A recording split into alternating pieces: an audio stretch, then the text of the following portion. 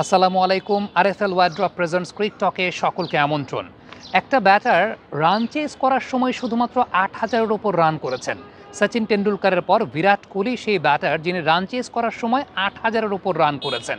এই জায়গাটা বিরাট কোহলি কেন সবার চাইতে আলাদা, এই ব্যাপারটা যদি আমরা একটু ব্যাখ্যা বিশ্লেষণ করতে চাই তাহলে যে বিষয়টা সবার সামনে চলে আসবে তা হচ্ছে তার স্ট্রাইক রোটেশন ক্যাপাবিলিটির জন্য। অর্থাৎ তিনি খুব বেশি ডট বল দেন না, স্ট্রাইক রোটেশনটা খুব ভালো মতো করতে পারেন। এটা অপোনেন্ট টিমের বোলারদের জন্য একটা ফ্রাস্ট্রেটিং ব্যাপার হয়ে যায়। আমরা নর্মালি দেখি যে রান চেজের সময় যখন একটু বড় রান তারা করছে তখন ব্যাটাররা একটু বাউন্ডারির উপর বেস করে বা রিস্ক নিয়ে ব্যাটিং করার চেষ্টা করেন, এবং যত বেশি রিস্ক ব্যাটাররা নেন তত বেশি উইকেট পারচেস করার সম্ভাবনাটা তৈরি হয় বোলারদের জন্য। তবে বিরাট কোহলি এই জায়গাটাই ডিফারেন্ট, সেখানে হচ্ছে তিনি রিস্ক ফ্যাক্টর না, তিনি স্ট্রাইক রোটেশনের উপর বেস করে আসলে ক্রিকেট খেলেন। যদি আমরা একটু দেখি যে ২০০০ সালের পর থেকে ওয়ানডে ক্রিকেটের সবচাইতে বেশি সিঙ্গেল বা ডাবল বা দৌড়ে রান কারা নিয়েছেন তাদের মধ্যে বিরাট কোহলি কিন্তু ১ নম্বর পজিশনে রয়েছেন। আনবিলিভেবল একটা স্ট্যাট যে ২০০০ সালের পর থেকে সিঙ্গেলসের উপর বেস করে ক্রিকেট খেলেছেন এরকম ব্যাটারদের মধ্যে বিরাট কোহলি শীর্ষ অবস্থানে বিরাজ করছেন। আপনি পরিসংখ্যানগতভাবে যদি চিন্তা করেন যে পাকিস্তানের সঙ্গে যে ম্যাচটা সেঞ্চুরি বিরাট কোহলি করেছেন সেখানে ওই সেঞ্চুরিতে ৭৭ রান তিনি নিয়েছেন শুধুমাত্র সিঙ্গেলসের উপর বেস করে, অর্থাৎ দৌড়ে রান নিয়েছেন। আবার যে ম্যাচটা তিনি ৮৪ রান করলেন সেই ম্যাচটায় ৬৪ রান করেছেন অস্ট্রেলিয়ার সঙ্গে শুধুমাত্র দৌড়ে। তো এই জায়গাটাই আসলে তাকে অনেক বেশি মাত্রায় প্রমিনেন্ট করে তোলে যে স্ট্রাইক রোটেশন ক্যাপাবিলিটির জায়গাটা, এবং স্ট্রাইক রোটেশনটা আসলে তখনই একজন ব্যাটার খুব ভালো মতো করতে পারেন যখন তার গ্যাপ ফাইন্ডিং ক্যাপাবিলিটিটা অনেক ভালো থাকে। আপনি বিরাট কোহলিকে দেখবেন না, মানে ওই ৮৪ রানের ইনিংসে যদি একটু খেয়াল করে দেখেন সেই ইনিংসে আপনি খুব বেশি দেখবেন না যে বিরাট কোহলি পুশ করেছেন ফিল্ডারের হাতে বল গেছে, মানে তিনি সিঙ্গেল নিতে পারছেন না, এরকম না।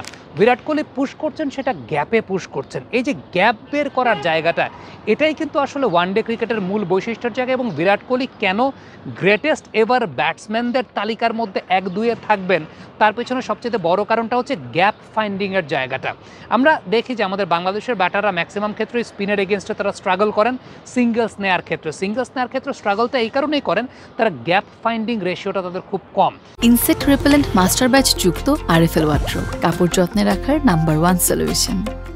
আপনি যদি বিরাট কোহলির ক্ষেত্রে পরিসংখ্যানগতভাবেই চিন্তা করেন, লেগ স্পিনাররা লাস্ট ম্যাচটাতে তানভীর সাঙ্গা এবং সেই সঙ্গে অ্যাডাম জাম্পা বোলিং করেছে, এই দুই লেগ স্পিনারের এগেনস্টে ৩৩ বল থেকে ৩৫ রান বিরাট কোহলি সংগ্রহ করেছেন, এবং এটা কিন্তু ম্যাক্সিমাম নাম্বার অফ রানস তিনি নিয়েছেন সিঙ্গলস এবং ডাবলসের মাধ্যমে।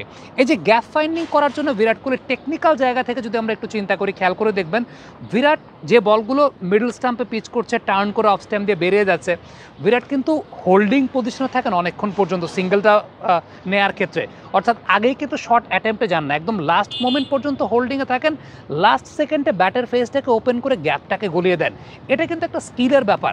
অর্থাৎ আপনি যদি খুব ভালো মতো খেয়াল করে দেখেন হোল্ডিং পজিশনে আছেন, আগেই শর্ট অ্যাটেম্পটে যাচ্ছেন না, একদম লাস্ট মোমেন্টে বলটা যখন টার্ন করে লাস্ট সেকেন্ডে আসছে ওই টাইমে ব্যাটের ফেসটাকে ওপেন করে তিনি আলটিমেটলি সিঙ্গেলের জন্য গ্যাপ প্রডিউস করার জন্য ওই জায়গাটায় বলটাকে ঠেলে দিচ্ছেন। So these are all skills, এবং এই স্কিল সেটটাই আসলে একজন ব্যাটারকে অনেক বেশি মাত্রায় আলাদা করে তোলে। আপনি যদি একটু খেয়াল করে দেখেন বিরাট এই চ্যাম্পিয়ন্স ট্রফিতে যতগুলো 50+ ইনিংস খেলেছেন ইনক্লুডিং দ্য সেঞ্চুরিজ, আপনি পার্টনারশিপের লিস্টটাকে একটু খেয়াল করে দেখেন।